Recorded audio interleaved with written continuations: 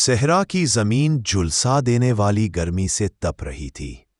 دور دور تک ریت کے سمندر پھیلے ہوئے تھے اور ان میں کہیں کہیں کھجور کے درخت تھکن زدہ مسافروں کو سایہ دیتے نظر آتے۔ ایسے ہی ایک صحرا میں 3 کزن رہا کرتے تھے، موسیٰ، ابو ہریرہ اور عبدالباری۔ یہ تینوں بچپن سے ہی نہایت بہادر، عقل مند اور تجسس پسند تھے۔ ان کا گاؤں صحرا کے کنارے ایک چھوٹے سے نخلستان میں آباد تھا، جہاں پانی کی ایک چھوٹی سی چشمہ حیات کی مانند بہتی تھی۔ تینوں لڑکے ہر روز سورج نکلنے سے پہلے جاگتے، اپنے اونٹوں کی دیکھ بھال کرتے، کھجوریں جمع کرتے اور پھر جب وقت ملتا تو صحرا میں نئی جگہوں کو دریافت کرنے نکل جاتے۔ موسیٰ سب سے بڑا اور نہایت بردبار تھا۔ اس کی آنکھوں میں ایک غیر معمولی ٹھہراؤ تھا۔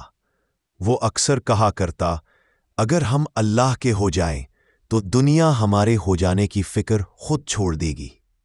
ابو ہریرہ درمیانی عمر کا تھا، بہت ذہین اور چاق و چوبند، اور ہمیشہ مطالعے میں مصروف رہتا۔ اسے نبی کریم صلی اللہ علیہ وآلہ وسلم کی سیرت اور صحابہ کرام کی بہادری کی کہانیاں بے حد پسند تھیں۔ نڈر اور بے باک، مگر دل میں عاجزی ایسی جیسے کسی اللہ والے کی صحبت میں پلا ہو۔ ایک دن تینوں دوست نخلستان سے کچھ فاصلے پر ایک خشک پہاڑی وادی میں سیر کے لیے نکلے۔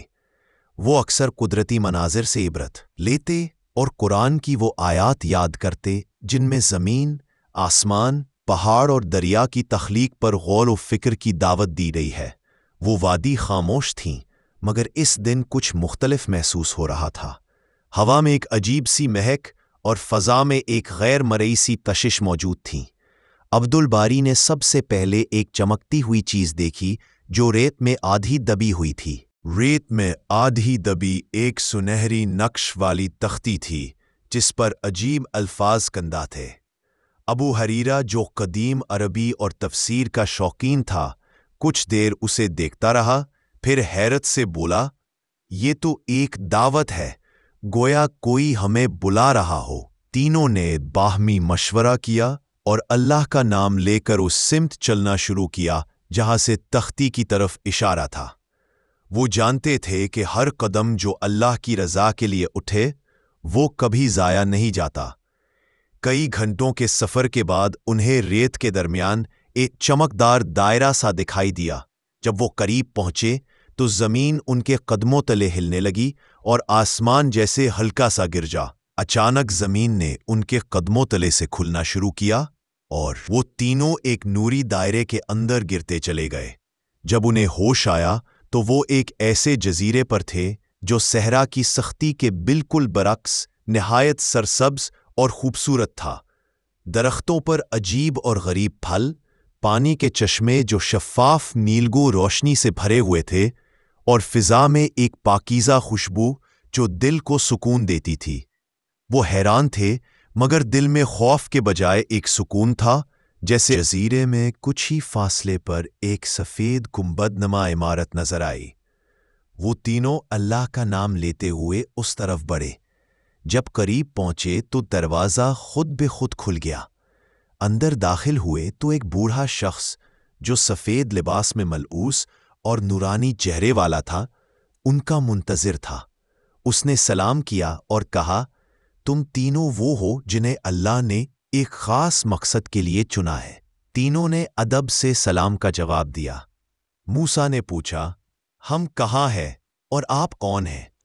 بوڑھے شخص نے مسکرا کر کہا، یہ ایک جادوئی جزیرہ نہیں بلکہ اللہ کی ایک نشانی ہے۔